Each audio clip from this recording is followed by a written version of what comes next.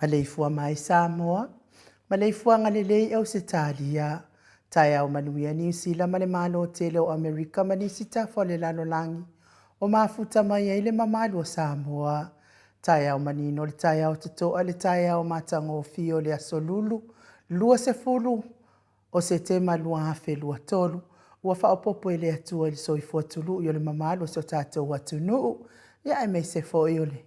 Awa wai mai pe o le malo si le aso ma le aso, fai ona whaatino ai tiu te mawhai vai pe ona masani ai, ia vi ia le atua i ono nā lo whawha.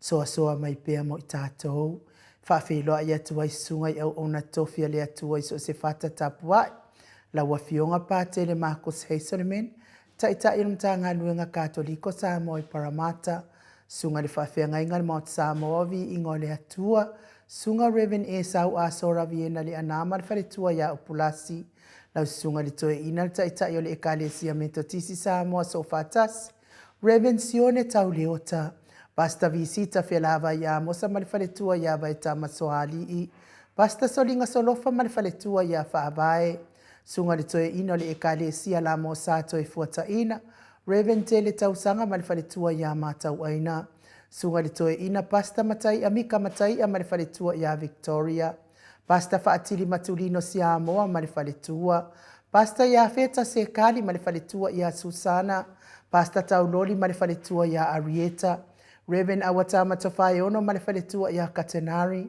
pasta sanga le tuila epa ma le wharetua ia Whai Upu, le tina malo man malo ya Julia Moli pe fo i pasta ai no muli anga avi sa va inaya male fale tua ia sai peti le pa io a inga matama le usonga pule mtu mua i tu au mala tawa inga le tai male va au fonoti sua male vai fanua fo foma ai tu langi sa ole masale au mua male lau ni una sai lua le afifio fa atu i to fale ula la una mtas ma upu ya te ole motsa talofa lava. Le Maleifua mai o le afionga i le au mamalo sa tātou malo, tui male li whano vale to a soala uvile lua male masiofo, fionga le taitai sili, taitai o le vaenga whaupwhai puipuia i a tawa tangata Samoa, lau sunga tula epa awe lua fatia lofa lupe soli ai na ioti ai ono, Dr. Sailele Mariele Ngaoi male faletua, mai se o tupu mai e o le tau o le vaenga whaupwhai, e puipuia i a tawa tangata Samoa. Professor Dr. Afualo luanga lau fale tau loa manu budzalele, ma le faletua mai se o tupu mai e o le tautua Samoa, le whasalauta le ainga sātun mafono, le afionga le sao ia leota suatele, ia po le afionga fo ia fui maono manuseni tu fele, ma le faletua ia Sua Vivian Biffen tu fele, good morning. Le tato sponsor malosi mai Hawaii le afionga ia lilo fotua manu, ma le faletua ia baby fretted, ma le nofua halo good morning, ma whaaftaitele le angalei. Dr. le hausa to le afua take na seri mai Samoa, ma lo lava le soifua manuia i lau fetalainga. Pea fo ile, ma le ifua mai o le au sina si o tato watunu uina i tamaa matina maatua, tula e pawhai ai ma le faletua ia maunga mu, good morning, ma lo whaaftaitele le tatalo, whaaftai le tapuai, whaaftai fo i tauanga le lei so se mea, wala awa tuai fo i ia ua fo i se. Soasoani mo tatou vaenga whaupwhai le i pipi, le fionga taitai sili ia e meise le vaenga whaupwhai vi ia le ali, se umanu matamua whaali ia ma le tausia ia sinta, alofi po le patu uma Vienna. Voi Nicola Uofo ma le faltua ia Molly, good morning Molly. Na nai whau mui nao le ana tupfia ma le faltua ia moa nanu Miti Edwards, ta lofa Ailini Tiparo Peti, ia me se fo itina matua ia telesia se kola siti katoa ma lo tatalo telesia, au lele matapula se o ma lo fereti funga, aso vale whaalava au tio inu e se Paula Pangs, se Elina Aling na hio, Elisabetta Maslin, Maria Akiau, Sinalei Burton, Tuala Maria Blakelock, Pepe Sitia Epa, Ngalwafi Saufoi, e se tata mala maluloto matangi, whaaftaitele lava ia te o tautina mātua le tatalo. Maasili ifiti fulisia inu a tele ili whaaso tau ma matau, good morning matau. Ngā whapula salua tele moas ma le tausia Susana. Le malu ma whafangu le ala misa, good morning. Ta mamatua ia tapua i le whauma pepa. to alima pope ma le nofo alo good morning to alima Felice tautolo ma le faletua lau fili aro na whaingafa ma le faletua papoli I Paulo Ioane ma le tausia a kenese talainga ia mo e malo tani elu tito ma lua timu faletangoa I Farani Swan ma whiao good morning pupu I fatu e lia tau ili ma Filipina le musu ngā uta brown ma le tausia a tina ta lo fatina lono mataua ma pauli ului ma le faletua ia ngā fosfulu pali I tele moangu tuti apuna olo tango ma le faletua whanaea upo le vavaua I ma whaamalu mati malanga o ma se iuli ali ilangolango fati alofa pauvi ma se iuli fale ula fati alofa sai pele kome ma ano fale si lia la e o kene ma le lovi purchase ma tau tia sangana a peru siaso ma Celestina tau au pepe Josefa se tema ma koleti good morning sione haitang ma Eloisa Samoa ta alofa Eloisa po a mai oe tau e tia ta fuasua ma Roini RJS TV upati Ross tuile tufunga Vaitovi Filemoni malfaletua Solomona Vita Smith tau faiula me kingi ne pepe tu pa yo le vaililingi mau moana anu male tau si Marina tanga lua ta se samatai a malfaletua fana na ipupu pani pasafa apoi malfaletua tau finga foi maono mataien le fetalenga ia tupa ifa salafa tapua I kuka male tausi male aingali good morning tio safa atonu ni umata mau salafa manu yanga luengol neita ya mau atalina patio le stawa heni au tanga vaia to amatayo ono saitu fa natu eti maulalo praises langi ayeng Critel matangi Jacinta Vitaliano to tu simati ya manuia le ne yaso ya te ototi na feololo matina naiti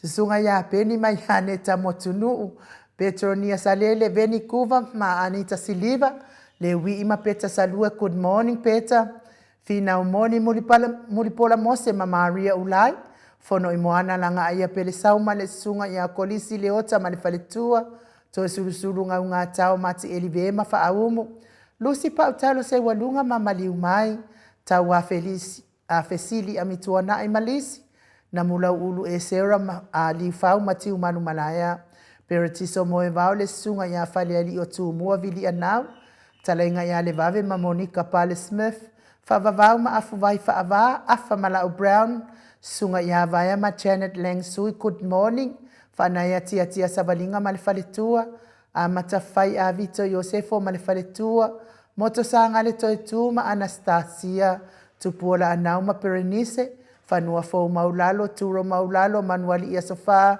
tau vau rivo pitone tau vau Esekia la uluna ile vau tele wepi male tau si ia sita ta atiti moki siota pe fo ile afionga ia tui fasina broken tau vau hido ia manuia lo fa moi ne ia so tui fasina pi wiva fa ngafa misike eneliko ma ana vau sa lo fi posia mo ape lua marosita good morning lo fi po mata feora mota Hilton ma pe fo ile an laine le atatipi malia nive eti uli tavai male ainga fa muina po wesi tangi lima matania ulungia vai luanga se upule sa tina matua ia sa mo pasu I muri vai mai ata anoa talenga ia ni umale kau me valo ia pasu I muri vai male tausi pe fo ile sunga ia va lai Felice Ioane male ainga le kalesia katoliko e Ruti Hill male tapua inga lio voli tufunga male tausi ia na tia good morning liunga tani tau fale taulangi ropeti Stuart tole a forma lominga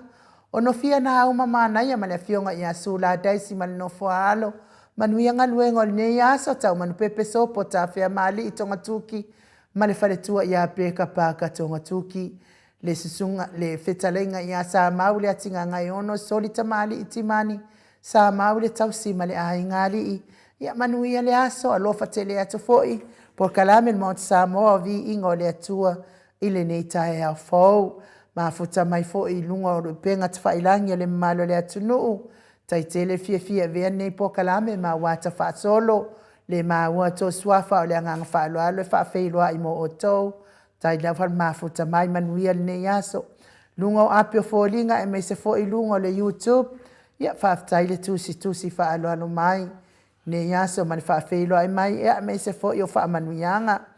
Mai le tātou pokalame nei, ia kopo Marina whalewhatu, tai au manuia i lua fionga mamaru, lau fionga ilinga noa ai nuu, e mai se lau fionga tapau whaasina, tole a foa maa lorso i fua malelangi e mama. Whapea fo ia maseinga whasi tuunga, o lo mafuta mai, maa na plu hate tele, lango ina papastui, mane vaenga wha au whai, nunu whaasina ke pao asu, Maleifua mai le tai au fou le anga le leo le atua pa ia mawalunga le pokalame ai mese le au whaafonga le mautau vi ingo le atua. Angela Masoe, good morning Mount Samoa vi ingo le atua. So i fua manuia i lua fionga tole a fua ai nuu mai. Manuia le pokalame le nei tai au God bless whaaftai tele. Pea fua ia tupua nai Herbert Nonu. Tai au manuia i le nei aso fau, lua susunga ai nuu ma ne fionga tole foa, manuia le aso alofa atu, ia manuia fo ilo aso whaaftai, and my best Josia Leau whaaftai mo tapua ingam wha manuianga, St. Fred and Coleti Janki, so i fua manuia, tai au manuia, tole a foa mal tau salo al mautau vi ingo le atua, God bless our program, Laina tu o blue heart langa ngoina le fionga tai sili ma le vaenga wha whai. Mary ta teo ta alofa Maleifua mai. Not Samoa vi ingo le atua. Ma le Paul Kalame ili nei tai au fofa ta alofo ila o fionga tu le epa doctor sa ilele ma le ngoi. Ai mai se Mike le insinia manuia le aso. Ma le Paul Kalame God bless tapua inga ai mai se fo ilanga ngoina malos. O papastui man vaenga whaafai. Veta Arona, ta alofa lava ila wafionga ta paufasina tole a foa. Pea tau salon maota ai o ainu usava inaya. Tato insinia ya maiko tole a foa whaapele ata noal te sa. Ta alofa lava tasi laina tu o Blue Heart. Lango ina le vaenga whaafai e pui ya tau tangat Samoa. Rina and Lucky, good morning Mount Samoa vi ingo le atua lau sunga ainu. Fionga tole a foa, fionga Dr. Tula e pasai lele maliele ngoi whapea le ata noa. Male ata li ia Mike manuia le tātou por kalame o neia. Neia so wha manuia le atua le tātou por kalame vi ia le ali. Alo whate le atu manuia le whaasoa HRPP. Hard all the way. Yeah, manuia fo neia so. Royce Hunt, ta alofa le tau sala mota wha. Ta alofa atu fo ile. Alo ali il maota mafuta atu Queenselani manuia po kalame whaaftai tele. Ia manuia fo ile ne yaso. Veta Arona whaatalo whaatu fo i tatou malo le fionga i tui le epa ai onos whatia lofa na yoti awe lua nganu malmana Dr. Sailele maliele ngaoi. God bless papastui lua laina tu a Blue Heart. To ama tayo good morning ainu u. Matole a foa manuia por kalame whaaftai. Nunu fasina ke pawasu ta alofa lua fionga ili tu ya ana abe au malanga lau fionga ta pao fasina tole foa pia fo tau sala ya inu ai mesel insinia ya Mike manuia por kalame nei tai au whaaftai tele nunu manuia fo ilo waso CT GT Tupai lei eliu. Good morning maota vi inga ia manuia fo ilo waso whaaftai. Yo elu li pine malo so i fua manuia i lua fionga nei tai au. Ia sanga wha manuia le atua ia o lua i le wha o laina. O le mea moni ma le wha maoni vi ia le ali i tolu laina tua. Blue Heart langoina le tai sili ma le vaenga wha au whai. Vaio le alofa a le ifi good morning tai au manuia i lau fionga tapa au whaasina to le foa. Ma le pest ainu manuia tele po kalame ma le fionga tai sili papastui. Ma supporters uma le HRPP. God bless you all. Se lau pasene langoina al vaenga wha whai. Puipuia ia tawatangat Samoa e mai se le fionga tai sili. GT. Tupu ai lei eliu manuia le ne yaso i fuafuanga whaifa pe na fo i oe. Manuia fo ilea so ila wafionga mad. Ya kopo Marina falefatu alofa anga mo lana fionga ilea lo le mali etoa. fionga ia tuila epa Dr. ai ona na yoti awelua fati alofa lolo ifie ngoi kai kerengo makai orko inga sol lupe soli aisa ilele maliele ngaoi fatai Jacopo Marina manuia fo ilo waso mafa anau mafuta mai mana blue heart lango ina le tatou por kalame male vaenga fai turo maulalo tamaseu taya manuia le tatou por kalame matango fie fatai turo lo fatele atu manuia lo waso fia la wia arieta tolu la ina tu o blue heart lango ina le fionga le taita isili male vaenga fai puia ayata watangat Samoa fiti sai foloi se yuli good morning ai nuu male afionga tui fasina tole afua fa apele insinia ya Mike manuel por kalame neita ya God bless tasi laina tu of blue heart lango ina le vaenga fai pena foi mafuta mayalene nga uta langi soifua maoto vi ingal neita ya fo manuel por kalame matango fie anga le leile ali neita ya Simoli Solomona good morning ilua va se elua le neita ya matango fie ma lor soifua manuia le por kalame lua la ina tu o blue heart lango ina le taita isili male vaenga fai la isene kereti ma lofa ma losi vala awatu itafua tai savai kalo fai ya lene ya manuia fo ilo waso esenga sa uluvut tasil le la ina tu o blue heart lango ina le afionga le taita isili male vaenga fai watisone le ya tawa ta lofa tole afua manuia le ta lofa ainu manuia le aso mafutatu ina imanono o mua ausa watisone male ainga lofa atu mole por kalame faftaitele lava ila usunga mo ausa ya manuia fo lo waso kalo fai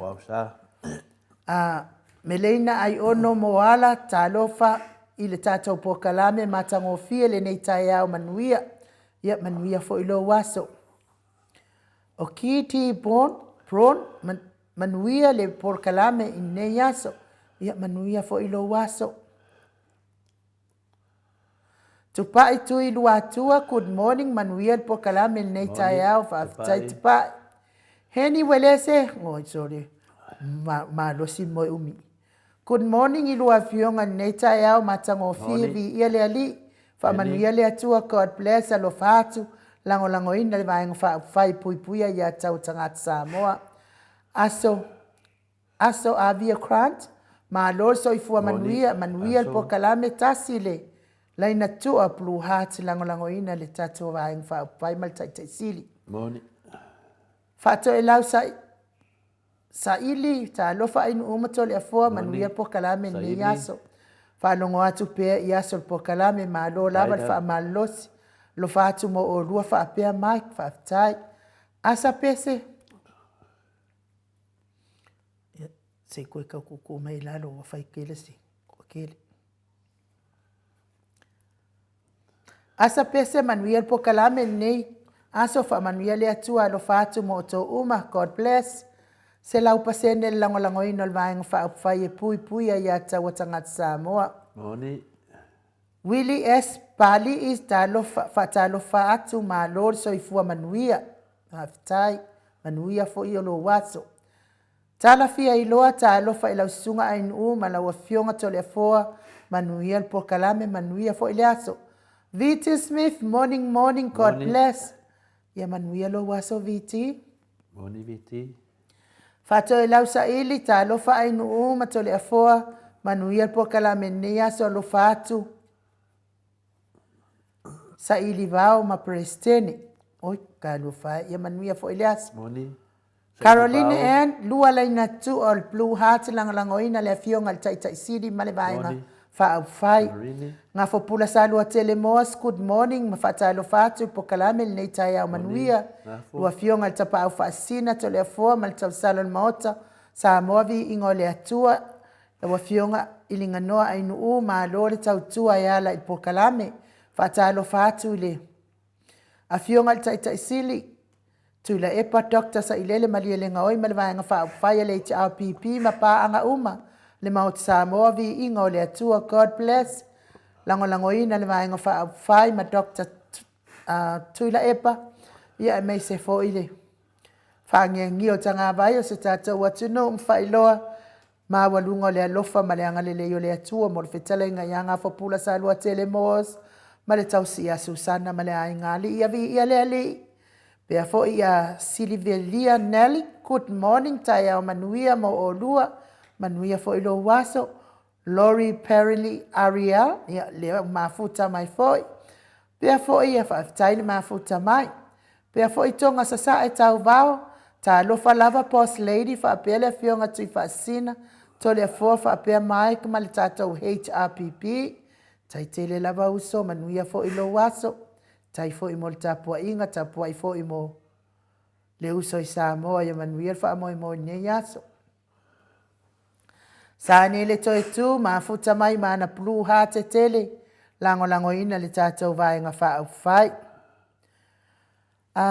fia kau makau Taulangi Johnson oi se whamalulu atua se whai kau makau Taulangi Johnson good morning lau sunga ai nuu mato le foa whawhetai mo le pokalame matango fia lofa tele atu mo le taitai sili papastui lofa fo ia Mike from Melbourne manuia le aso i whawhetai fo le mafuta mai manuia fo ilo waso sula whaele so i fua manuia lau a fionga to le foa pea lau sunga ai nuu manuia le pokalame matango fie o le nei tai au tasi leina tua Blue Heart lango ina le afionga le taitai sili.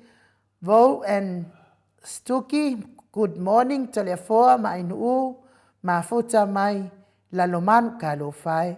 Ta lua leina tua Blue Heart ma lango ina le afionga le taitai sili ia ai mai selvai nga fai le HRPP. TK mulipola manuia tele po kalame ai inu to le foa manuia tele po kalame e mai se o le lango malosi tatou vaenga fai aftai manuia fo ilo waso fa au mu elive good morning tau sala o le maota ai ai nu le fionga tapau fatsina to le foa pe fo i mai fa talo fatu fo ia papa stui ma le HRPP a toa ma lo le usu fa malosi fa malo tau tu atunu fa manuia le atua lo fatu fo i to sulu mo to fionga manuia tele po kalame nei tai au se lau pasene lango ino le tatou vaenga fa fai pui ia tau tangata Samoa pea fo i seiko muli au lua leina tu o Blue Heart lango ina le afionga le taitai sili ali tasi F toma malole ona sa ifa manuia le atua faima matiute manuia fo ilo waso ali tasi Rosie Hunt mo moli atu lo faanga mo le maftanga Queensland HRPP from tai fono manuia le aso fa tai tele manuia fo ile aso Sina lei Burton, morning alofatu, God bless alofatu. Faftai. John KP tole foa, so ifua Manuel tatou ainga Blue Heart. Blue Heart ile nei tai au fo ia Yesu, manuia tele pokalame le yaso. Tau tai Yesu, faftai tele mafuta mai John, ia manuia fo ilo waso. Laisene kereti. Ta alofa uso. O lo utama o le tafua i savai. Morning. Ia whamanuia le atua. Pelive se iuli morning ai nuu ma la wafionga tole a foa.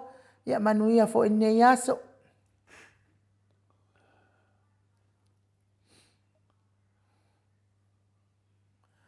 Pea fo i ami ilangi suoka good morning na wafionga ai nuu ma tole a foa. Manuia po kalame nei tai au tasi leina tu a Blue Heart.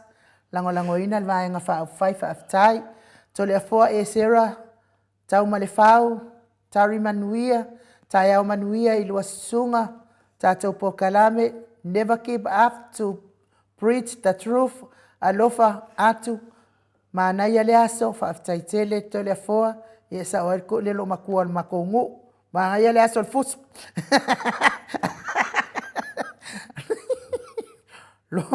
Lori Perry Ariel talofa ai nu manuel po kalame mafuta mai North Shore tapakuna o kilang e atole fo e le mana ia le tai al fus mangi le masinga le kau ore ye mato ye se fatalo fon mat vasenga nu yo le kai uma ko ma ko vasenga ya se fakalo fa yo wo kai kange lo ma wal malos ya le fatalo fatia lili a koi kai po ma ne le go si tenyo lili ya e fatalo fa pe fo ia mai le nu yo sua o mai le nu yo sua le ngo o si mea ka lo fa ya amato o lili a kui a kai po ya kai po la ya li foi on va lo mero ya ia fa pe nga foi o mai le nu yo sua a vi o le fale wila e sa wa o fale nga ya nara ave ya lili o le final pa le final va lo o nga i kumbu mo kai po no na fa nga tu se me ka ni fa ka lo fa ki ata no te sai i Samoa ia na ngangan na ia final ia ai nu ia le fa malos au mai la vol mamalu le tunu ta tu maftanga ia le fa Samoa final le sili le tai le tapua o e finale tau fai finale so tai ata no te sa ia me se foi le tatu pokalan ia al tapua inga fo de le ele pasando e de sili de tai tapua o loto nei tangata ele foi lo falo no mertai wa foi lili on maro ka pu akuro e pa pena foi la ia mai le na so bem da ia fa pe foi le u liu ele foi hanga plu ia ando ku oi ole plu ene tunanga na ia se ala mai nei tangata to le foi tai o matango fi loto le anga ma loto ele ma le loto pala ia ene man ia na ia ole mai fa talo fa mai ia nga va foi de la ko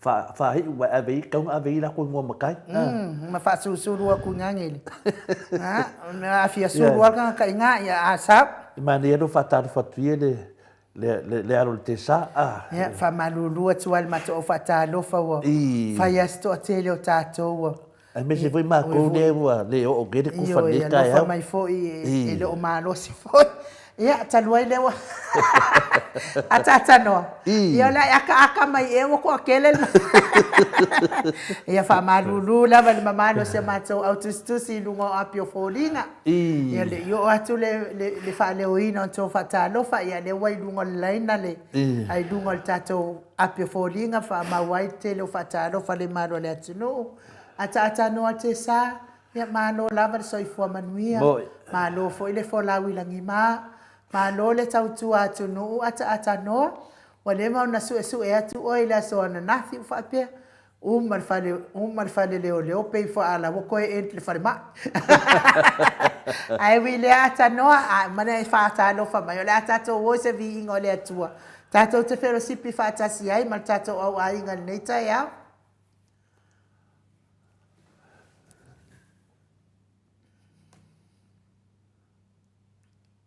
ane mena le mau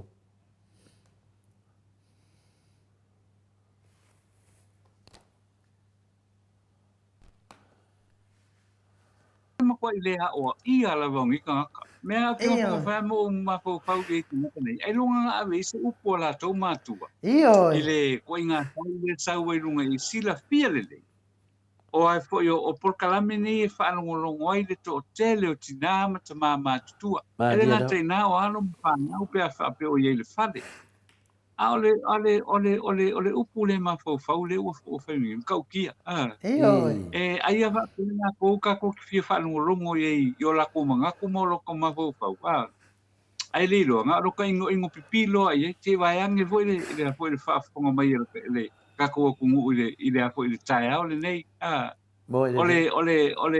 ole tangata Samoa ala i fo le tai au hai le lotu pivi le atua ia ona pai mo ko fanga le aso ma le aso e se fa ukala ile i ko inga me e fiala i fo mangi kanga kai kai wa lau mai upule manuia vi inga ia tangata ole menga le fo ma ai no of vale le ma fo fa ia ai ma wala wa ku yo ngo fai wala ngi ma ku ya o ia ale menga ka kaunga i wal me ma ngai el ngo fulpan ngo fo le fale muli me o yo ma ku nga e fa longo le upule tau pa ton mo yo ia ole mai da fa pe e di mana ye le matango pi ia pe o mana ye fo tai au tatu tal no pia ma ko e le fo ngo fa longo ku ngi le si por kala me nga sau mai nga o kilang o ke le ngo po le ale me ai fo e tu le e pa wa ngalo i ni tanga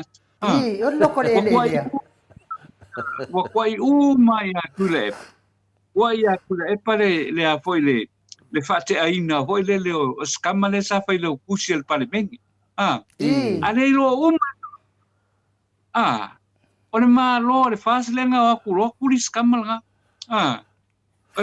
le fa mai o I play mai ku le pa me ku le pa le nga foi nga le nga fa ke aina ia skama kare ko ai mar ka mai kai foi le lo ia sidi tu nga mo fa penga na fa pela o fa o ni so eu fui ni kan ka po le ala vale monio nei me le ala vale monio nei me o me la ke vai a ku ni le complain vai si me o ku inga fu o la au ala ngo le ka ko ke mo le leia ingei o ingale sa ya fa kalanga le sa o le ele tupu nei le tato tunu o ingale sa wai ala e complain mai si vai nga mai o fa mai o le a fo yo o me ku le epa ya le ki ole le lima kol kas me ku le epa nga fa ke ai skama le sa fe le tusi al parlamento fa me ku le epa nga fa ke ai le kamai kai loia le kamai kai fo lo ni si le sa ye ole mo ko yo fo u ye fo ye ko inga ku ai ai pe pelo ele sa o ele mom me ngai a fo ye me ngai ya wai o ke fa ngo ai o ngole fai o ngi ko inga pelo ai le mon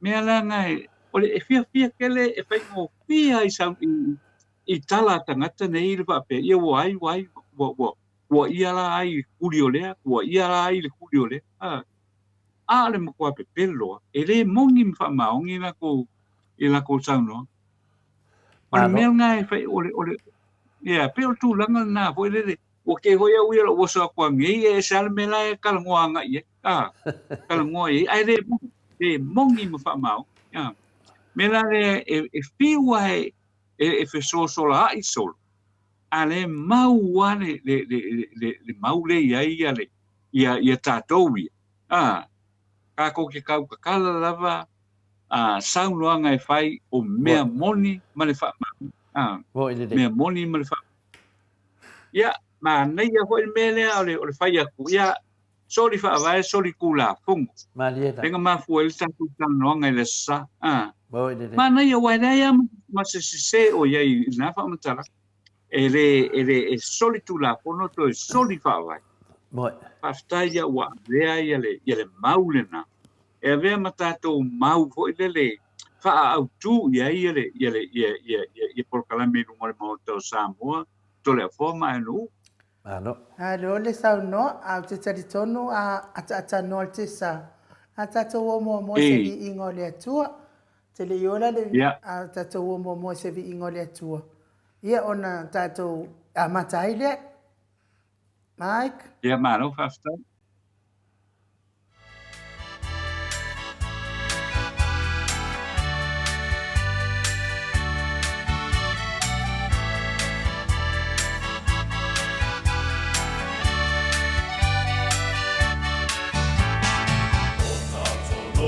Sei fa fia baiare lu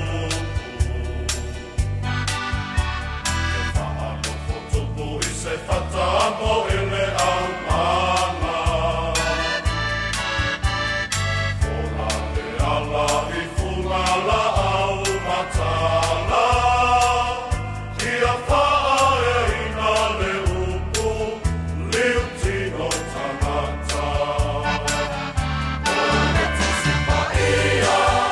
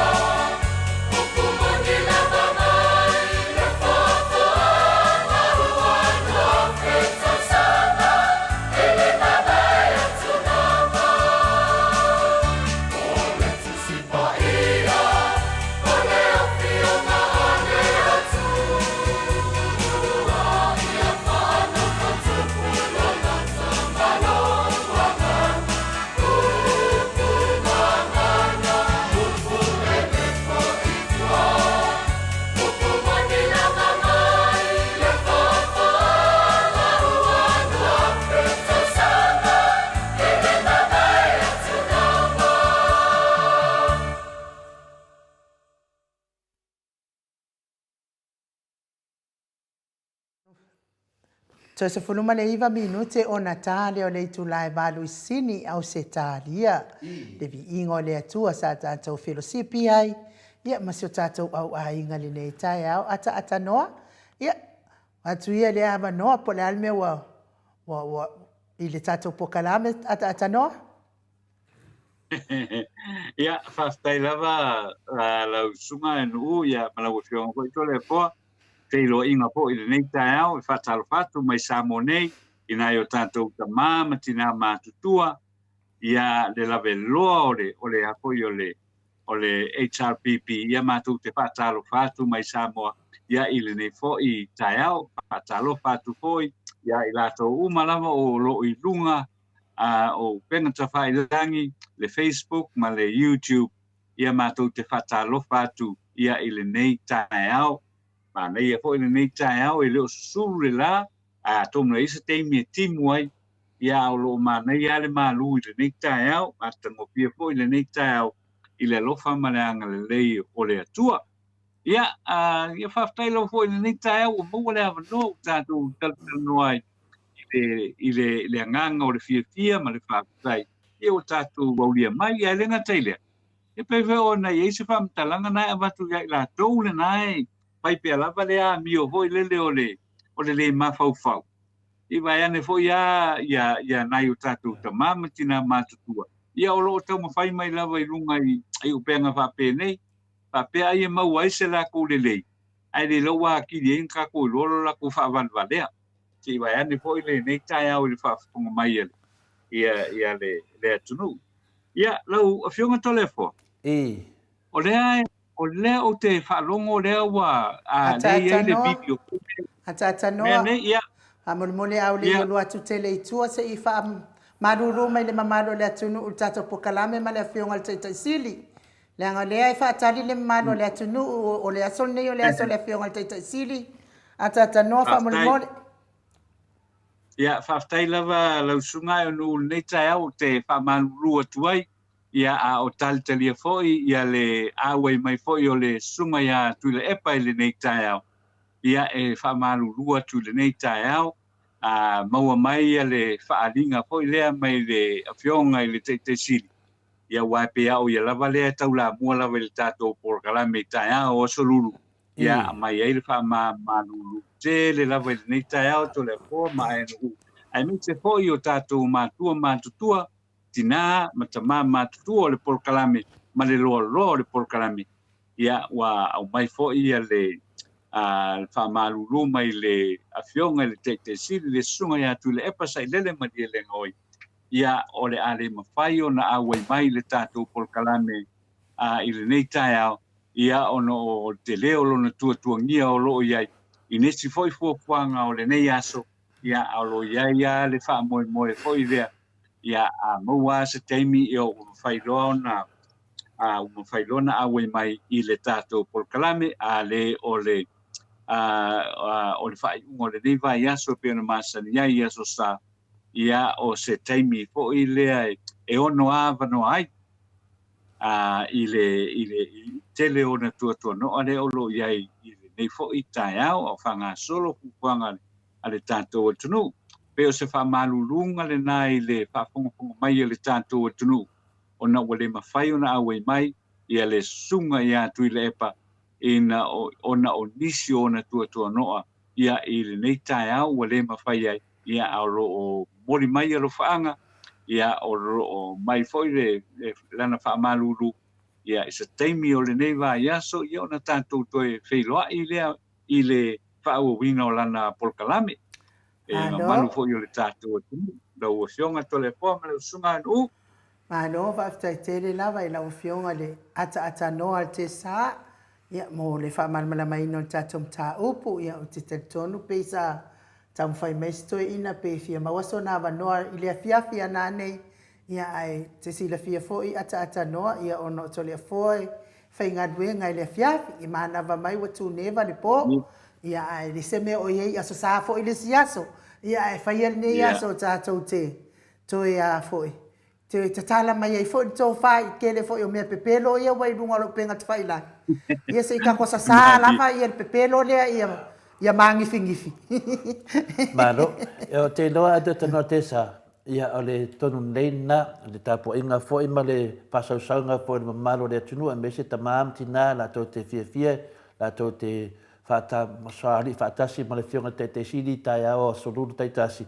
Ia o le ua mai le wharinga me le atatanoa te sa, ono tuatua noa, le maaro fia, lo whengai nei ma le tato tama, ia po le fionga fo le te siri, al tato polokala menei al mota Samoa ngole tua ia o te loa e tu isi me le lei e fa isi me le lei le nganga fia me le nganga whaftai a mua mai awa noa whape nei ia i fui mea ta aua lewa na tato nau e whamatala ia a o le teimi vina le uti le alawa mone nei lao le lei lava e eira tala le fia atu ata tanu te sa o lea ua whasara lau mai nei immediate fast ia i lato whatata noanga e te nongo fia ana immediate fast fina le lai nau fina le ia su e moni a po ai na mali wai tua au po ai tonua le a le mele we besi e nei ai ke nongo fia media fina le a o la pi makanga la wa ese le mele wanga ai a e le ma nama to a tele o tangata le o le fast e le finga inga o le ai kia a la wanga i mo meo bilia a e tatu whaftai fo ia i le tua tere mamaru le HPP e tama whai lava e muli me lua ia lua vai lesi so tātou whapea tātou nau oi e sa o oi se tātou te nau le ameo tonu ata tanu te sa o lea lau mai tau atu le asona nafi e vile mo vine nema noa si tale fo ile se tātou fo ia so soani fuina le mo le mata upu lea e vinga i atua au le na maliu vai tele o le mea lau atu pur temi nei o ifo nei milia ia a le toa ma le ola pi milia dai e fina le leng fōringa o le wata mawhai nei e toso na mata upu nei na malo a data noa e toso whapea ave na mata upu ia bave mai le malo nei mea ane ua malama terere atu nuu i le whainga to le moto Samoa ingo le tua me le lo whata tanoa hai wale mea nei o la tau le usu au tātou le tali nongo winga o la tau le whaia tua inga au tātou, le whaamama ia me pepelo i lato te whaia. O le alawa wa ai le vaenga, wa saununga le tali i le ia sem, wa mai le mori mau. Masalo o le lato pulu muli jare na, masalo po le lato pulu muli jare na, umai roma lato pulu, wa ringisi mea. Le alawa o mga kongi mai, le alawa mana o loa e lafo le malo, o le amena lafo le malo. Ane o mai luma mai avele, o leo e ono le mata upu. And leo le malo, it's got nothing to do with the government. O le malo. E lea me se mea le malo, e fina le whai mai e, o leo e avi matauku. Lea na wawai ne le vaenga. Pei fōringa mai o le mele na sa mo le mau le tali ia sad. E pei ia nga i leo. Ia nga i leo. O lea na matam whai ne le vaenga, e sulu atu i sisi mea. Wai le mose la ko whaarukanga i leo. O leo le whai e nei le, wa fiu e kan mins leo e le mawhai.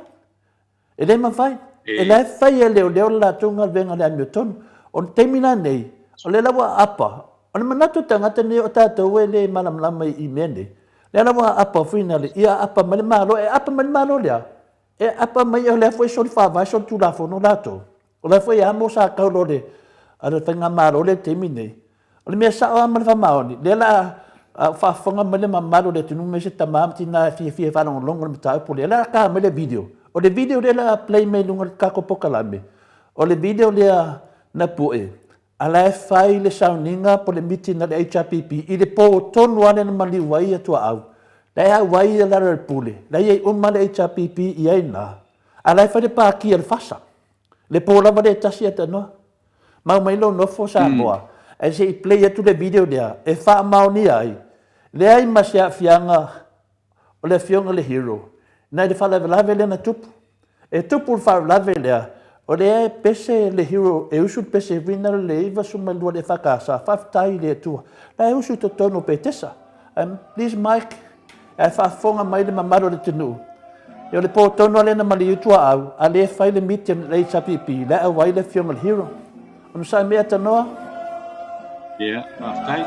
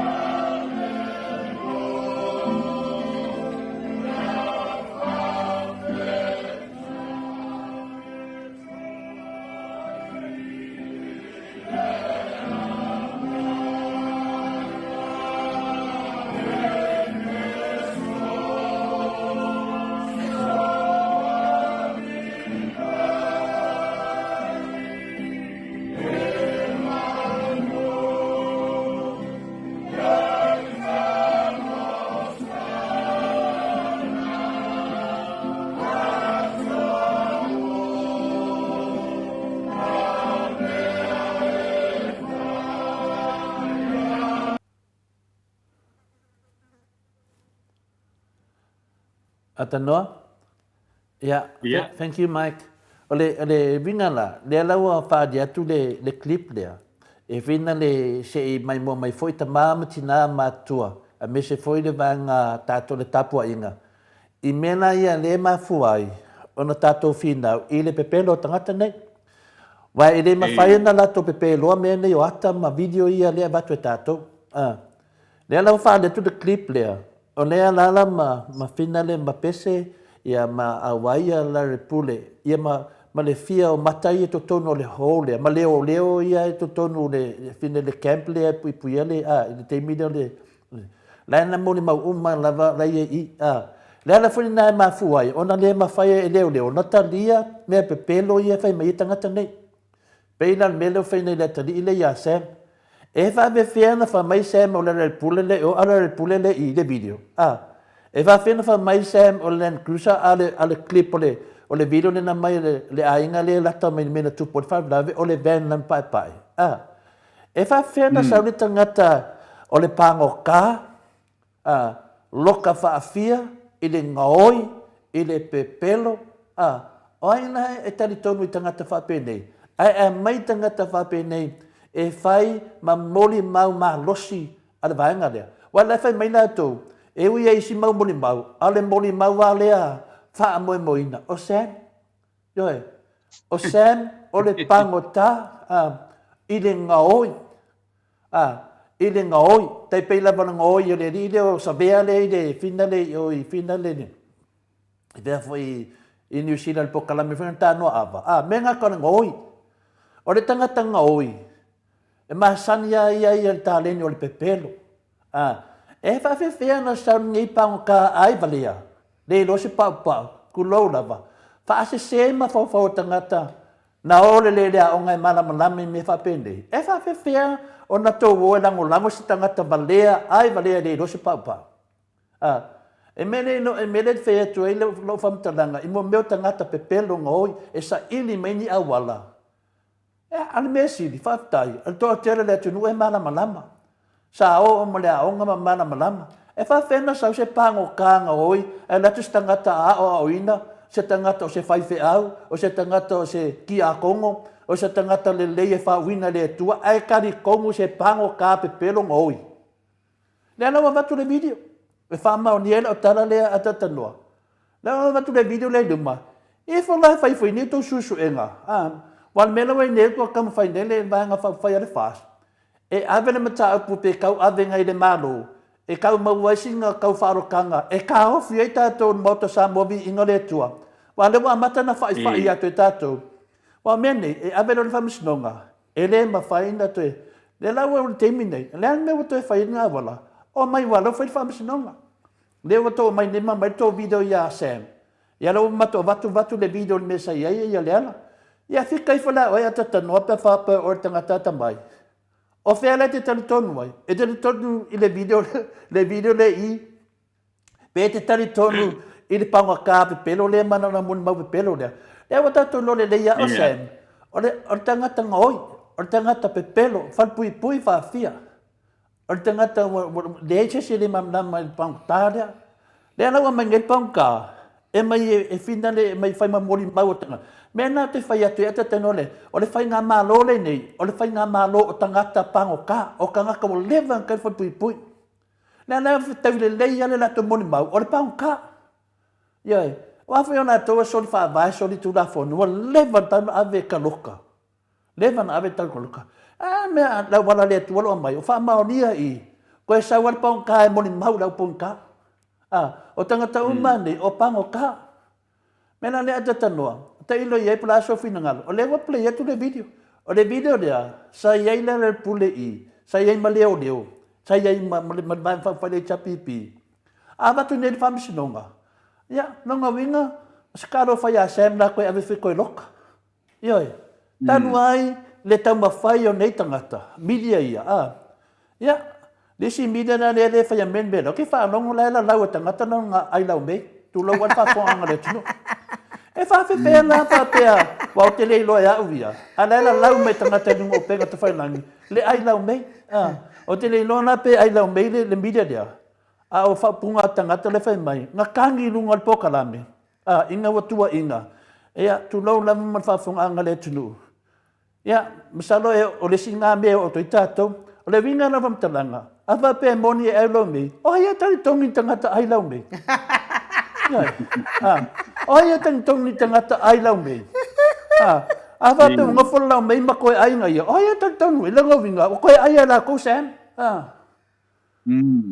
O le mea moni e matwa maoni. O le alawa tātou tūtu mai le loloto tātou mta. Pua tātou te sa. Mana ia tele. O le ana, o le a whaire tātou whamsinonga malawanga ia. Tātou ilo la, i nungon menei. E whawe whea, le talan mauta Samoa vi inga le tua. E whawe whea na tali tongi tangata se pango ka, ainga ngā oi, ngoi whaafia, whalpui pui whaafia, au leanga me lunga le penga whailangi, ping fōringa o sea. O le mena le whea tu rom talanga. Ai sau le ai lau mei tu laua, wakire rope ai lau mei, ananga le tusi mea tanga te whamatanga mea tole fua. O le ringa, ai lau mei, yo kere i doa, ai se whamatanga. E whawhea kari koun ka ngaka, ingi ka ngaka ai lau mei. E whawhea. O le hana le tūnanga nei. O le wa tātou, pea no whai atu. Le wa sa oni tole fua, e pēro marawanga rea. Le sia li ile Amerika e sua whai a whaftai. E moli mawina lo na aipipika i lunga o kena whailanga. Tu lau wa. Wai noa tata non mero le aipipika. O le anga sala. Lunga o penga te whailanga. Le ala te whaatari. Le lilea. A le lilea sabea. Ainga ngoi. Le lunga o penga whailangi. Le ata sabea. Le ana o le tautala i ona mātua. Nanga le o tāwhi mai au e. E le hero. Aina tua te o iai. Whamatala iai. Nanga le o loke mai fua ia lau. Lo kwen fada tong tuki. Nena yei foi le wala we lo ke ma lo kwen fada lo kau kala yo makua. Yo la langa mai lunga. O mena e fa be fe na natali tonu tangata. Ele lo kwen fada i lenga oi. Lo kwen fada ni slau mar fata usana. Ele lo kwen fada o toka tuki e lenga oi. Lo kwen fada na maliu ile slau mane dua tau sanga e maliu lo kwen fada. Ka no fai kai ngoi. Yo nanan maliu lo kwen fada ono ngala verde. La vedang fa maru pas. Ai le ai. Manu e soi fu to ai ia to ina. Mena ta mai ai. O tangata e hava. Ava i matua fa le vale bai maso. Nena ne utara no me le dinga odia. O te leo te tai ala batodia foi sa ave lau fa alo. I tato malo farongia i ele fiona te sid. I ele fiona professor ia Dr. Fualo. I ele hero i la puli. E ave fa alo moto Samoa vi inga le tua. Ele silia stato upudungo o tamawa ave ele tātou whāloalo. Lena o mara teimi nei. Ia, o mai. Lena te whētu nei numo le tunu. Whāwe whēanga kari kongu i se pāngo kā, ainga ngā oi, ai whai mamori mau.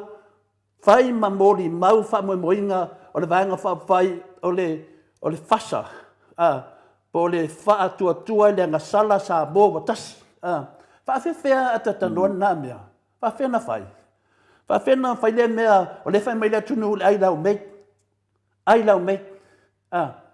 E le se tala to le fōr, tala le tunu le mai. Le lunga o mai lunga. Whawhena tali tonu se si se tangata. Ailau mei. Ioe. Le voia e fina le o le te kao fia le si media le ngofun whaleanga au ia ungoa umai ai. Le ma ke, le e kuai lava le waku lava. Ioe. E le le kiki foi le kupe le o ke suai. Na ka ki o ke le o kau kala ia danga le wailunga i loia. Nena whatu lo whamatalanga, le temine nei lea, mai tatou noa le lei. O lea masao ni to le fua. O mai, mena le whatu le lan ka le clip lea, o tasina vaenga, e tau mai whaswani le HRPP. Ona matua pe pelo le mori mau le riro, se amina whai. Mena le tau na mauti noa au whafonga. E le o anga i lava ia le fionga le hero. Ia Sam, le anga i media i e dua, ma le sunga e laudi. E lana na haru i le media i dua ma sunga e laudi. E a mai ele case dia, ia o le wha le anganga o le hero mene na whai e media i e dua, ma le sunga e laudi, pawa na latu mena whai, o le wha le anganga o le arepuli. Ioe, le alawa mai nele latu mboli mbau mamo tu o Sam. Ia, le alawa watu tātou fuindale, i wholola e tana no. Ioe, ona maua lepo wai tonu ana maliwai, mena le tupu nei. Le la wa faleanga ia le pule. Le la wa maua le vanua le pule e ave i numa whamisnonga. La la mea koe sui la ko fika. La mea o tama whai e loa e ave malo i a kao fia i mengei. Oi, la koe kao fia fo i a lea fo inga kou whai ma le lua kausanga kaduai. Le umin tō whai. Le si mea, o le lua minsta ia na watu tātou pukala me to tonu le fisa leo leo. Ele a maia se tali. Ele a maia se tali. La langa le a maia se tali. Langa yeile te eile avanoa leo leo e su e se mauti noa. Te minena, le te tausanga tu no fionga le tatanoa. E te fio i o le fisa leo leo. Po wa ma se tali. Ala vaenga lea, ki nganga kari e koe ile leo leo e le whamaungia la kupelo. Ai whai lava. Nala wai uang la ko fei ke leo mai lo fa leanga leo makalau fa mo leo ai sa ma fu mai ala ko sia ele kadia e leo la au ka ko le ha ka ke un sa la wa kilia me leo le upu fai puli ele kilia mai upu miska e lua miska ya tatanoa le yai mon mau moto Samoa vi ingo le tu e lua mista yo e le la ka fa kat yo e o me moni e vakto no le fiso leo umalanga e alva nga leo o whawhianga o leo, e kiria mai leo, ai mai lunga le bidia. Lana mo o mangi leo le la o le malo, o le hame la o le malo. E valia. Ko ke valia, ko ke o le malo, o le hame le malo o whanimata upu leo. O ta ngata le to tonu o le malo, e kakau o ngā mai e whaila ko kau ki ngongo lumbo leo. Wa ako suru le malo, ya, mako ako pio lava. Me la le media, au ako ke whasien mata upu. E le o le malo ko ke anga i lo fisa leo. Ave ko me o le fisa leo. O le ofisa leo ko ke anga i ko ke le anga i le malo. Le la ko kam fai e mengilo o ia finga le arwei kupe. O mai ko kongi ko kupe fasa. Fasa, awa le afia fua kupe le malo ko kongi e ko lo ia. O mai ko kongi, a maka lo ia la uli ninga fola. Ko kongi e la uli. Na me la sifia ku fua le malo. Aisea, langa le la koso ia, mele e le koe uni. A foi la lewa maule vangoa ale fionga le hero e la repule. Lewa maule vangoa. Lewa maule vangoa mai le lua kausanga. E la kura repule su, e mese se su, e lem fai. E lem fai nanga le me leo se fa.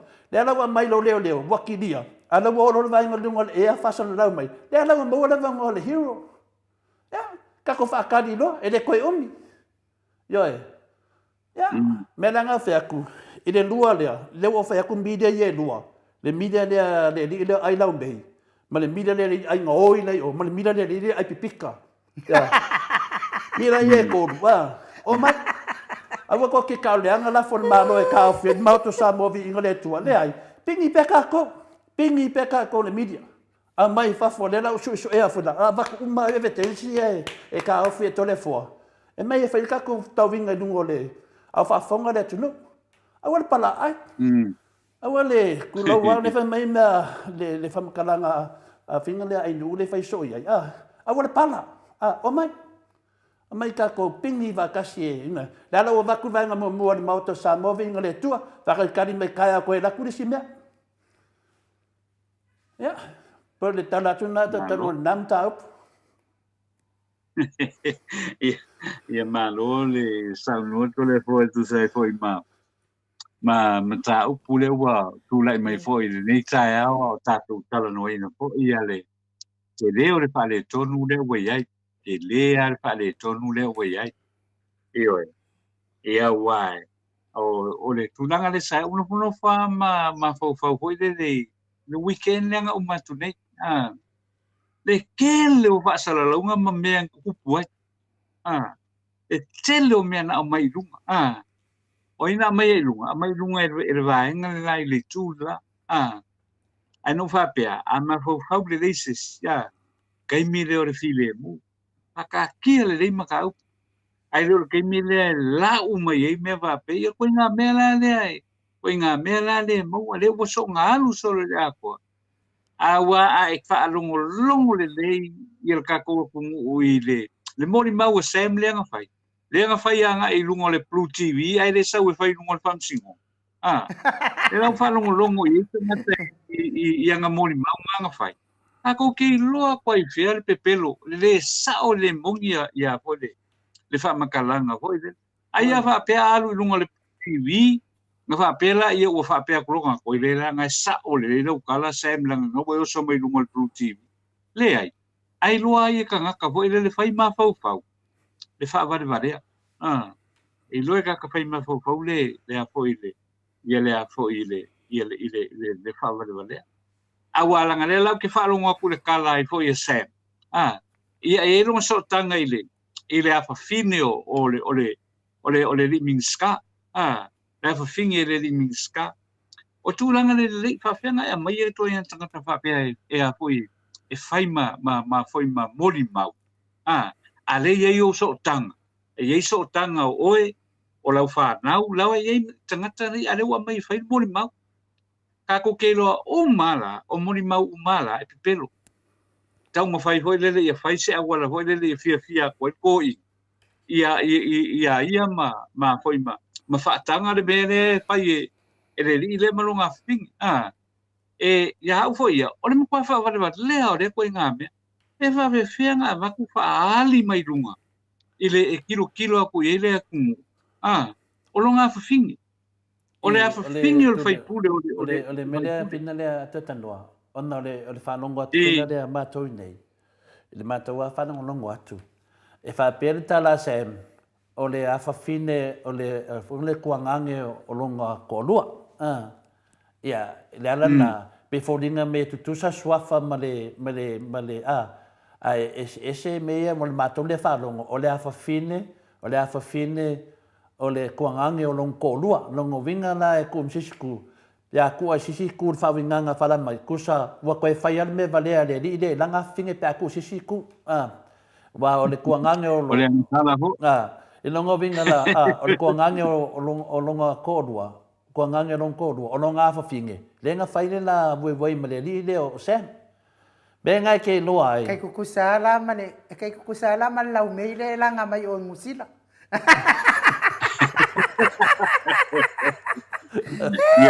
a foi lá e a lula vale e a kona e kukusa de swafa le o si kinkikida male swafa le te tano e au ke fa lo tele tu langa i fa penea tatano au ke fa lo le ma fai langa lo ke follow ile fam kalanga a le rido sen ole a fa finge ole kuangange o longa ko lua longa vinga la ku usisiku o le whanga ua sempa whape e song whanga wa ke loa e longa e song whanga wa e song whanga wa e longa e mpingkau kala whapea longa pe foninga mai e ngaki le mo inga le mele pe whapea wa ngai song whanga e a kongu ngake mana malama le kala to le lau wheku o le a whafinge o le kuangange a longa ko lua longa vinga a ku Samoa o longa a whafinge pe a ku a Samoa longa vinga la waka whikau ia le upule ai lau mei o kau whikau ve ia le finga le ngana wa fa karkara ngoi le si ai lau me le hai lo wa peki ni le si o le wa support le si ai lau me le o ke le lo na le se ni de pe lau me nang o kalanga le tunu na mai ya cha fa ma maunga i fa matalanga o ma le tunu le mai lunga le midi o fa pe sa ma kwa kangi ya le sunga le ma lu finale fai mai le alu mai me me left dengan le TNA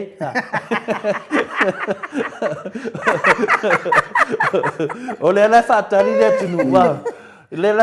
le tunu wa bo o yan tau tala le mai me ngale le TNA e mai fa mau ni ai le ya le kua inga le fai mai le tunu esa o ile pese foi le pupula mai lava o mata tele alo fa ua o ma nela le fete fam tanga tatanoa o langa le fai tato fam snonga o mai e wal fefe langa lo te lo la ye media de fast o langa ngau la vanga yuso ia e ha o la besu ele me amiton lo te lo la nau al fala la ve le lo na yuso nei I fa faunga la wori ia le ala wai wana maua le wa sau lunga le TV dia o le mena fa lo fam tanga awale alo le ala wa sau nei o le mena na fa tu le pule ai lau mei langa le mai nunga peng fai lang tu lo war swafa na te ta wa le swafa langa ko kele o boy swafa le o te ta wa fa pena o upuia me tanga te tau o le ai lau mei o le ai lau mei la lea tu ulai fa mtanga sem ne fa menei Le sa faile la whaanu numi, ma le a whawhine le kua ngange o lona tōlua. Ia le mea tōna na tala ai lau mei. Ioi, le alau whea tu nei. Pe fōringa mai, wa peke lisi au lau mei, lisi au le upu peke, kusa koe whaapopo. Koe whaapopo atanoa. Nongo minga, wa whauro lai nunga. O le a whaapea o le sisi, nongo minga, o le whinga unga ai lau mei, ia matangata lo tau whai whamarama le atinu. Me mo mua nā tātou te tala noa ai whina ne mo tātou whanua. Ia manam mai le atinu. Po ai le media lea wana whaasara laua mea nei. Iai. Au ai fo le tangata le soa whai a sem. Nen whamarama le whionga ia le talenga ia morio, a tatano te sa. Tātou te leo te lelai tua nge ngefu na mta upu. Ai tu tuu mai tonu tātou whinaunga. Whinaua tu nei. Nā rawa batu tātou lui. I le video lea nana pu e tono pete sa. I le po tonu ale na mali waitu au. Le po tonu ale na mali waitu au. Sa iai ma leo e to lua pete sa. E le leo ale campa le HRPP. Nā iai ma lere pule. Nā iai umama mata se laure na iai. Nā nama ai umai i. Ani mone maua asem. Ona atu lere pule. Ma le se foi tangata. Oni mena le fe tuei. Le wala to mai a mai moni mau pepelo sem. I luma le atu nuu. A le whaia susuenga. A le maua tala. Wo umana whai susuenga. E le wha maonia. Nonga winga. Le la osolo le malo e toso mai tonu. E ta ofi ene maoto sa movi inga. Mona mta apu lea. La mena oso e fuane malo. La mena tamu whai oso e fuane malo. O mai wafu. O mai. O le wha atari le atu nuu. Ioi. O la uli ana whaia folfolanga lea. Whamasino e Samoa. Whamasino e Samoa. E li whape me ana uli. Whamasino le maro. Pe whamasino leo leo. Whamasino e Samoa. Nena wa watu tala tuspaya. Au te whamasino nei whamasino ina oe. Ia lalo whamasino oe. Ai lau mei. Lo whamasino atu oe. Ioi. Lalo whamasino le li leo Sam. O Sam mea malonga nguku kaukana mai lunga le ea. O ia ma lea whawhine o le kuangange along ko lua. Nanga winga, kake ofo foi ka ika. Mena e tau mai ai, mamori tangata le popoi. Le ma whawha. Ia, lana o te minei, lawa ngofo ngei, whapea. Wa makua wale are ke minei, le lopo le me la whai. Le, matonia foli mena le na maua ya yuta le tunere whalata, unsa menu. Nan mena mau ya yuta. Nau mano wha ngatu pe sa loa vai di tupe o le whekawiri ko pe mal me o whai sa loa. Sisi longa. Ia mapa. Mena na le mau e koe ngā me whapenge. Ia, ainu, sa noa mai. E yo le se i kaukari a kua se mo sola. A whai waki ngā o whela. Ia aware pula mai fua i o whela kulo wale mamalo le akungu. I o ia fia manga ongi o whela mo e kolo. Se vai o whela siri, ai whela ola o kai whau. Ni kakara ngō le aidau mei, kua me kolo le, ale vaenga ngā, se whamakala ka hea wale, kako wā ngā ia le wani ia, awa ngai kako. Le anga langa mai whapeta ngata e pe leo sa mani wase ngai nuu. Waki ngā, le ele upuwhinga le e ki ngā mea moni, ki ngā mea moni. Matau lia fo ai o tātou whina unga, na o le whionga ia le hero ia lare pule, o le tātou te tala noa, ma watu le atu nuu. Lare pule, le pese mai, le po tonu walea, le mena na fina le atatanoa, le mena le talia ina i e leo leo, pe pelo tangata nei mara to moni mau, lesi mei e to malamanama, le mamanama le tunu, o mea ia sem, wa oma nei to tonu i le official leo leo, wa leva nei to tonu i le official leo, e le talia ina leo leo, a whailai le kalia i leo leo, i moni mau pe pelo sem, oi la kalia ina. Le wakalia le fasa. A whinga wala koe pe pelo ma, au whea kula. Ioi, o le wha atua anga sala Samoa ua tasi. Le winga ngale upu whaas. Ioi, o ka ngaka wha kua rang sala, e wha kua ka ngaka pango ka, e wha kua ka ngaka whai pui, e wha kua ka ngaka pelo, o le mena e tau le whaas. Ioi, lera le whea tu whamatalanga langa o le lato langa mea, ma le lato mai e whaleanga tato pokalami, ma whaleanga le mele tato titara. E lau tato whai atu, o mai, sio le vai suna to le fua, wa lewa na fia fito ai to le fua tangata whapene. Ne pēna whai atu, e lei whawela fia to le fua. Ngal pawar keimi nei ngei, ngal whamkala kula vete te siri, le fionga le hero, ia whatanoa te atanoa pawana, ale keimi ngei. Ya makala. Ko loa de vingo le upu. Le fka ka kala le afio moto sa mo vingo le tu. Melana o mai luma. Lau wharongonga kuna nei, tai au, ka koe pingi kai au, si matua i malia le whafonga anga le tunu. Po ai tonu ale media le whaia kalapelo. Oi le media le whaia talasa. Lau wha mua atu le video na Samoa, mai mo ai fo nei aso, whailo whai unga, o le po tonu ale na malia wai tu au. Po tonu ana le ia ila le pule i pe tesa, le ia ima leo leo. Ia po tonu na le whai mani moni mau pe pelo a sen, ia, wa te ena mo mea ia se mi leo leo, wa te ena, leo tau whai nele whaas, e koe ui sisi a wala, ai se a, le la kau ila koe moni mau a sen, mo le paunka, ia, mo le manamta apu a tatanua te sa, whaftai en u. Alo, dole, sa noi, ni poi vai ngole tai au. Se me te fia sau noi, ata noa?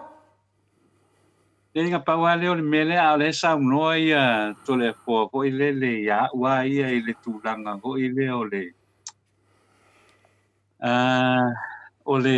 le tau mawhai fo i le e whai le sipipelo e kaunganga i le sipipelo.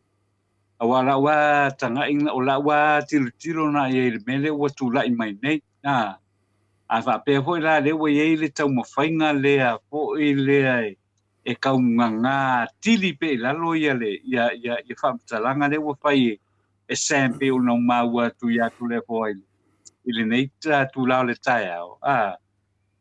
Wa kili e yon kelele se wa kili e nga kelele pepelo o le atunu ma kwa le ai a masesi foi le o lo ia i kaimina nge whapea koli ka kia ia ngā mea le wa le wa i lo umai le kumu e pepelo ka ko me ia fai and o mela nga kaunga maua nga kilo le e ka ngaka i lo fai a mengi ia wale kau ke va ia o so mai le mingska o so mai le mingska ma fai ma fa wa le pepelo ringi o ka se le ma fau i le akumu wale ai ala se manatu hoi le ye ul kele o makai langa le o filia makai ia le kai milionga le o fasolo hoi le koi kiki ale se vai aso le o fai ngai le milionga kala ale o ka koi lore le ele ai ia ma se milionga kala o ia ele kai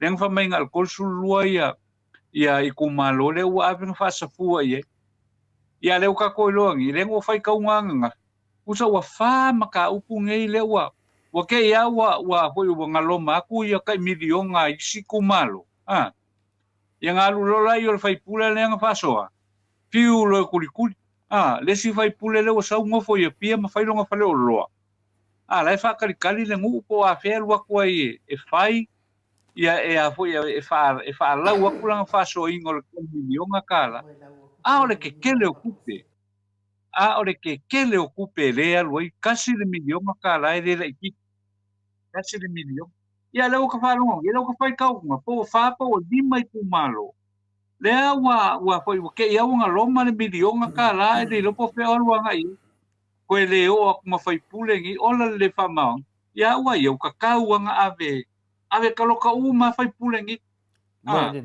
ave kaloka uma fai pule ngi au ke fesini la e ma fai la nga fai le malo le melona ele ma fai wa la ulo ia o le ma wai ngu mela o fai ngo sui fai pule lo inga la ele ma fai ala nga o ia po i famisingonga me ngi pe kaloka ia po ia ri fai pule ngi ia ngo le mo ko ia po le o fiu ku malo e fa kali mai la ko fe kala o le fa so ngor o le milionga me ngai le ala o sa o kala le to le po sori kula pongo sori fa vai me ala ia le kupu mai me ala ia le kupu mai te kailo e ka kere fia kala ngoi ka i ko inga me sa ka fia kala ngo ala me foi le yo kupe le milionga le o le makua kinga ele le o umanga fai makua kinga ele le o umanga fai al pabla ia le ma se me o longa winga le ala umakua le wa ko la ko le lima kausanga o le ngofo inga ele ya ko ala mase i milionga ngai ka o la wa ko ala ngala wa ku o fai pule mal komiki ala wa fai ele fa so al fai pule mal komiki se o ke ofo i fai pule so le le alofa i kumalo wa i o ka le wale ai ama so ka ofo i le ngame e pe tu langa na to le fo i le kele o issue se o ka ko kala ngoa i a o le issue ale o le milionga ka la le nga malo ma i le fast me fai nga palo ia le o kwa mo au wa ngi kai ale me ka kau i le fionga ka mai kai pa mia ka kau i le a fo i fai pule langa le lako o uma o nga plecha nga i kumalo la mako e ka mfai mai le milionga le walanga e ka kauanga ko sila fia unga le milionga le nga fai el ka ko palo ka le ka ko malo mai o le milionga ka la le nga avi o nga polo bisi mo kanga e wai lo fela kako fai lua e fai aku ia mengi fai le polo misi ai le kaungu ia le fai nga o kala makaukia fai nga o kala e o ia ko ia ka palo ko le ku pe ade o se pe a bole o le melenga e polo misi ai lo kumalo to le forma nu malo tai la o fionga le ata no te sa o le fa pe mai mata o tusi ata va sioka to le foa e le fe alo fani le amatanga o tala sam ma le fa i unga o le mori maua sam ia oe na tangata ia yo lato ma fau le na to te fa vasenga ina le mori maua sam e pi o mai ai lunga ka wai la ia fai mai alo fa amiko wa au mai lunga le tusi ale ko lua o va ele sa kusi ele lau mei ma le DNA ia le ai tu lo wa pina le anu malo alofa o te le fina le tali tonu mena na tusi e fina lau mei mati ai o te le tali tonu na mea ai lau pole le winga le komengia a fina le alofa fa mon nga oi ia le o le kusi la fa mea ngal pawanga ai le fa me fa mole nu pula le ia le lual matou ia nga me o le tusi le te baba tu foi nungal matu senga fina le a tatando sa e fa pe o tusi mai le tu lo lava o tusi mai fa le tu o le wa fina le ia tu do wa vai le va tau le so ia e lunga i penga te whailangi. Ona o le iai mo meo taunoanga i e lunga le pe tau a fia ia. Ia, o le tusi la nana o mai, ia te awa ia. O le whare leo e ave o mai mea na. O le whare leo. A iai ni mea e mai fafo. E fina le, e le a mai e tono le whare leo. Ia, e le te tono e sesi. Longo vinga. E te tau, o na alu le tina pe a whai tina. E anu o le whare leo, e mai e se tusi. E stamp mai ai le tusi lea, o le tusi lea tina lea. Ioe, e le mawhai o na anu sesi, whai se tusi. Ma sengi mai sesi. Na pene, o anga lai o tangata nei o le tau o tangata o le whainga māloanga sala. O le whainga māloanga sala. Na o mea pe pelo la to te whaia. E o te le whai atu la se tala, o te le tali tonu, se i banga nā, ua mai lunga le stamp o le official leo. Wa mai ai mo le tusi lea le whape o le tusi lea. Na tusi mele lea. O le tusi lea le tina. Ia. O na ftoa tali tonu le iai. Al temi nei Samoa. A wata tali tonu e sesi. Ioe. E mawhaianga laku kope se kusi ko o whai whaanga mupingi. Sau whai mei lunga le ai. E lua me ave iai. O le whare leo. Ma le whare whamasino. Al temi nei ene yo o le whamasinonga. O le whare leo. A ese tusi mana e whamaunia. Ave le whare leo. O na sawela ia lea. Ia pe sau fwe whai masa na video peo sang. Peo sen, fai masana video. Ia na fai atu leo o le atu no. Al temi nei, o mea ia o fai le fas. Na mua saula to fasala launga, o le van. Awa alu le van. Kai peo tana le whamatale ainu. Nga laku ale maa vinga lea ka vika. Kau kua. Fai mai lo lea, e rei o luma. O mai o ngā veke me longa vinga. Ngā maka man mea, o kau le van le mtau pa veke me au ma Land Cruiser. Sei lawa tu ako mini lea a malo wha amau. O le pō lava lea sa tupu ai wha lave ia tu au. Na maua mai ai le ata o le van i le camera a le fale e lata i le awala. O le whaamatalaga o le van le nana la vea ai tu au. Ai se I ave le ata e whai I ai sa I linga. Ona ele o manino le leipo o afo o linga o lalo a wawhai o wawhai ma o le van e iai le tosi ta amilo I le tino. Ele o iai fo I le numera plate, le number plate, numera o le van. Uma le tausanga lea ua afa le nei tausanga. Ai fatu a mapuna mai lunga le molima wa Samuelu. Ai le iloa ina lava pe sa ia vili ina leo e li poti ai le wha lave lave. Po o ai na o atu e ave tu au le whale mai I le pōlea. Sa tatau ona fesilingia na ia I tama o le fuimu. Awa e ei tama o le fuimu. Se wha umatu pele. Tama o le fuimu. Awa o le ambulance emergency lea e whaaola e le whare mai. Lea whaonga e le whare mai. Ia, o le mea tonu ana le mafua e na tele le awhina le whaiti o tangata e le ri lea na whaia le interview se. Ona le woso ai au so le o ngako kongu makuri a whina le ia ai kakawanga a maka mai na makanga. Wa o kangaka ia ngā rua I o ne maka ponenga le fia filo le tunu. O ai ngā vilia ia leo. O ai ngā vilia. Ngā vilia se.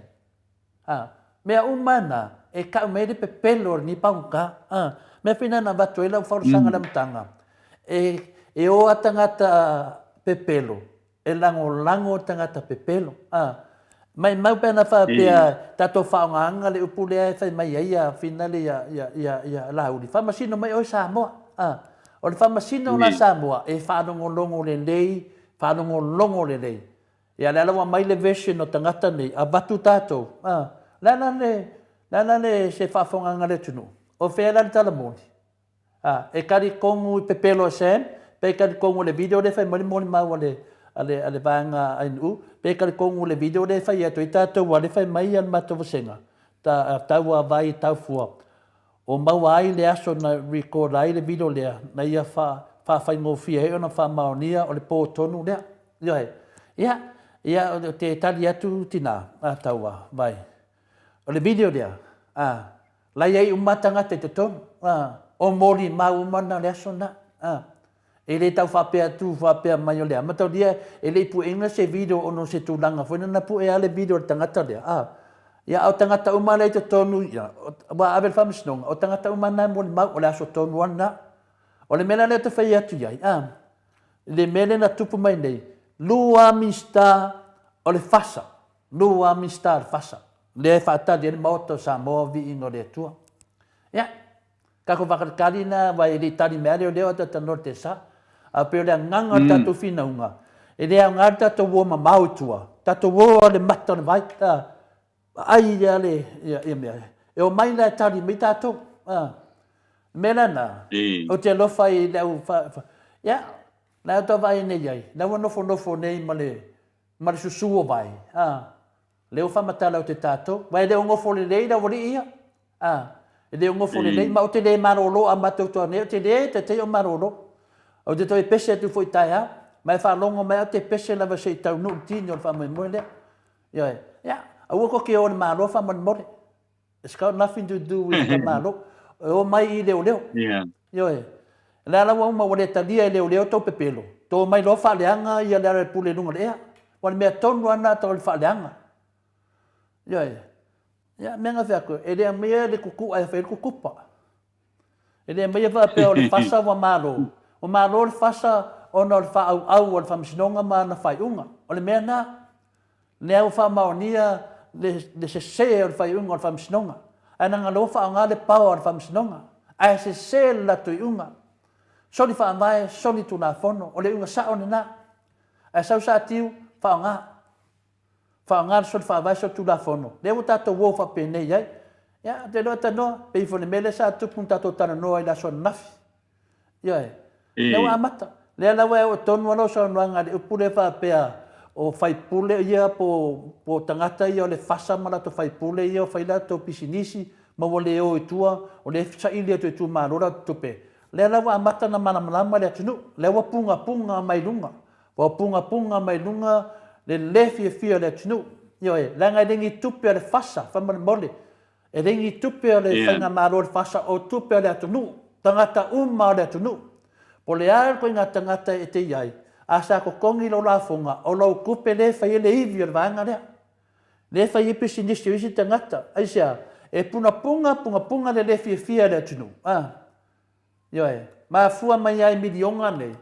Pe pelo mua la uli na whai. O marona pe pelo la uli.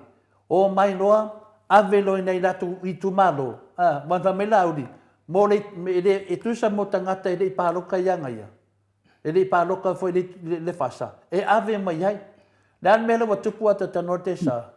Mena le watupu temi nei. Wa matuai pe pelo ala uli le numare tunu. Ma o ke le kai o ki va pe la uli pe pelo tama dia. Ya. Mela na le te fai atu nei. Ya, mai kako iwi pe. Awang e ki va mai ses. Ma wang e sola ses. Yo e. Ya pe eu fet po fe me ke sola e ko so mai ko kong. O le to te nau mai ia to le fo. O lo te nau foi ia te oto. Lang on mele tupu ne ata noa. Wa tele na or tau faleanga. Ai le o le sa o le mata upu. O de ton o le mata upu. Ia lisi mea le na wa fai mai fasisi langa o le fai so nga tupe le mene. So nga tupe ko kongi ese ia lo ia sema pui ngo sem. Mai vai tangata wa fa nga si nei ata di. Esu e kupe tangata nei. Wanga fe ko le moto sa mo vi ngale tua. Esu e kupe se me fa pea. Mai vai le ai. Ya, kano fa si nei inga. Le popoi, le ma fa. Oi, anga fa ia ke awai. Anga fa pe fa nga se si o so wa kari e fa nga o so o ke alu mole a ko ia. Fa o le ni me ko e fa mai. E le mas ko fe. Le ia mas ko fe au fa ia fo nga me a ko e pui sen. O ai ko ki kalo mai fo de ku. Ani ko kalo mai ni wa pe mo ia. Ai asa ni le me se o. E ka kau fa pe.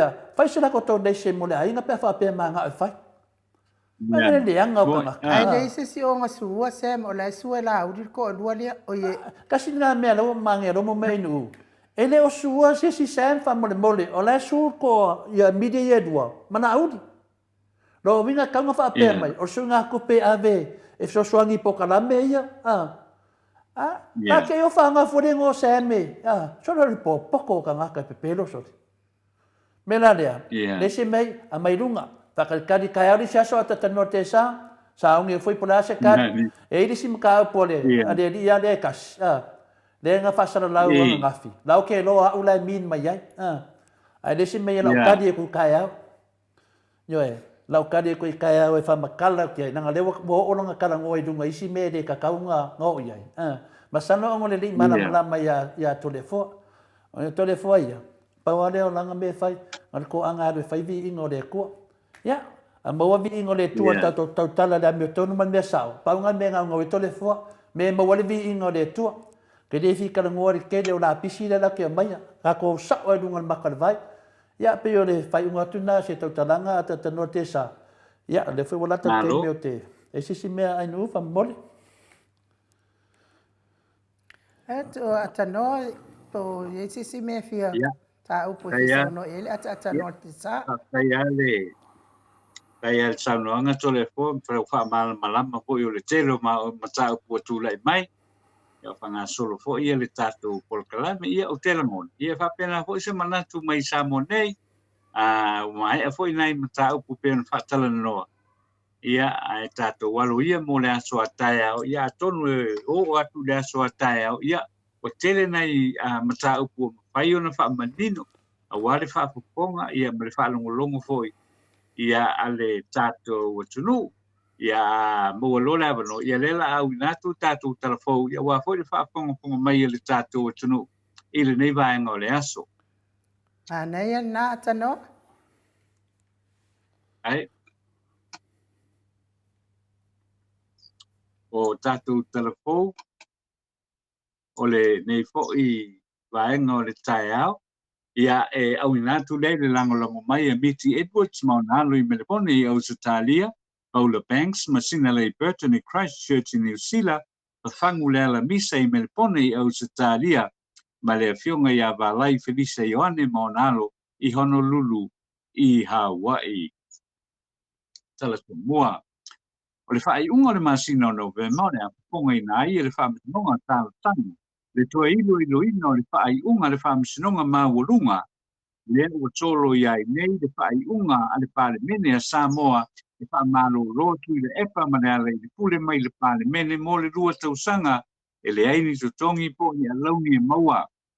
O le a whaaiunga le pale mene na apili ina I tui le epa ma le ala I le pule ma solo ia ai le whaamisinonga.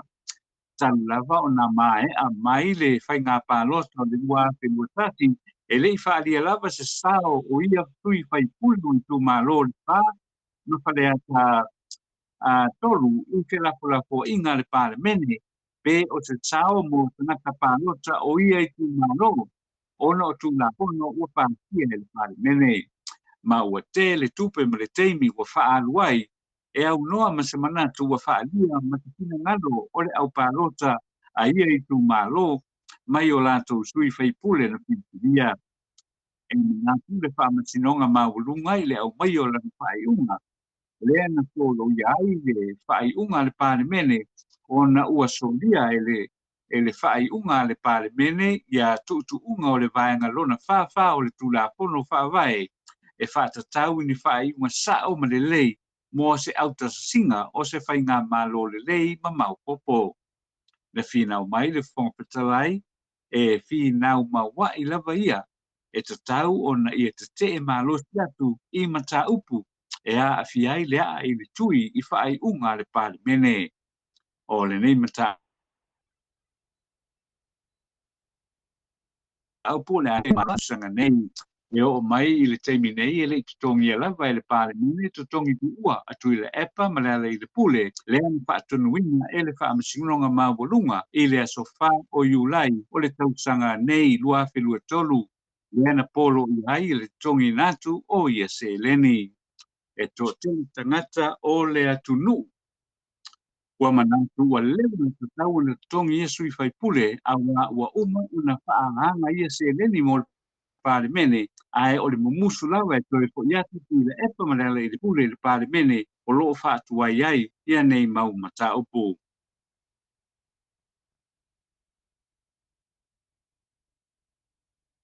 Sinonga maulunga I muli nuumu yanga o le sa avea sui komisina o whainga pānota a sunga ia afualo Darryl Mapu ina ua tunga maila na whaiunga I le aspareile na mawai atu. Na io ina e afualo na molianga a o le tumaitai o Marie Fanueli le sa molia whaatasi la ua o solo ia uma ia o na molianga.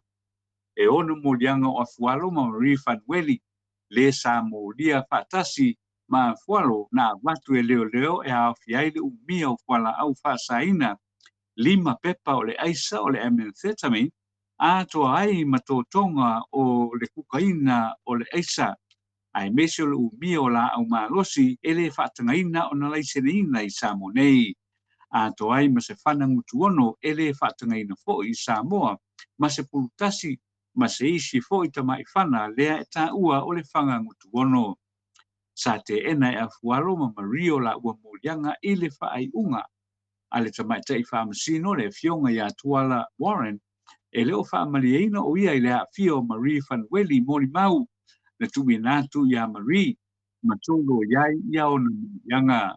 O le ali pāmatai a peripesite whaavae na ave a na vea ma moli mau au tu mo a kualo ma e le taliaina a toa e le whaamasinonga moli mau a lea ali ona o le tele o teimi FSS iai ana whaamatalanga ma e le I whaatuatuaina e le tamaitai whaamasino ia ana moli mau tāpaia. O le tausanga I lua whelua tasi no o topo iai masueina whaatapito ai le whale o afualo I nuu fou e leo ma sa tau pia mai e lava I la ua e o mai teimi nei. Ua whaasalaina nei e le whaamasinonga whaitu malo se li whaiwhi au I leono masina e whaanofu wawa ai I le whaolima I se tamaititi talavau e na o le sifuru ono tausanga ni matua muliane ua maliwai ia lea tamaititi. O le nei whaiunga wanga I nei le fia o tangata anu o Samoa I Samoa nei ona o le foi ua toea a fia mai le ali I whaiwhi au a o lo talia I pea se whaaiunga tai o le ekalesia katoliko I le li fesoasoani o lea ekalesia lea na makuai le mataupu lea na tūlai mai le fioanga o le whangoli I sawai lea na moli mawina ai se whaaiunga e le ngata ua whaaluma luma I nai ia tangata Samoa ia tunu I fafo ma le lalorangi le tau mawhai e sai se tamamatua pitu sultolu tau sanga lona matua matu iai se amo ai whaiane ma seisi whaopunga mātanga e whaapea se pusa se umu e tawai sa tangata I teimi o whaapopau ia Samoa sa whaatino ai na whaamanua lia lea tama au si ma whaapau I lalo ma sa tama I neifi sa tau mawhai le au wha o sala e whaatino maoni mai le matanga luenga I leo o tau pia uma le matanga luenga matai matau le lea se pulu ma le lua lea na fia I le whaalawe lawe le nei. Tala whaaiu o talo sangaina e le taitai o le tuangai tu le epa sa I lele malia le ngoi e te tau lava o na whai ma whaia peso o ta inga le whai ngā mālo a le whaatua tua I le tua sa ma o tasi ma ia mawai a se awanoa ma li I minsta o le kapeneta ina ia mawai fo I se awanoa e whaatala no ai ma le autu stala ia ia li minsta ma whaana ma la mai ma tau polo tu lai mai pea I tu tonu o tanga luenga ina ia mala malama le reiai ia le atunu lau tele ia tinae ma le anga ina I luma o tinae le atunu e o mai lava I le so e le o toi whaia lava se mafutanga le whai ngā mālo ma tu stala Samoa pe ona sa masani ai au tu lai mai le HRPP i le taina o le whai ngā mālo o le atunu o le whaafita uli o lo iai le teimi nei ona o iai lava whaala puputonga tu stala a le whai ngā mālo o lo o mai tawina e wha o ngā ina pea e le mālo e ki liva ai ana whaasala launga mo mia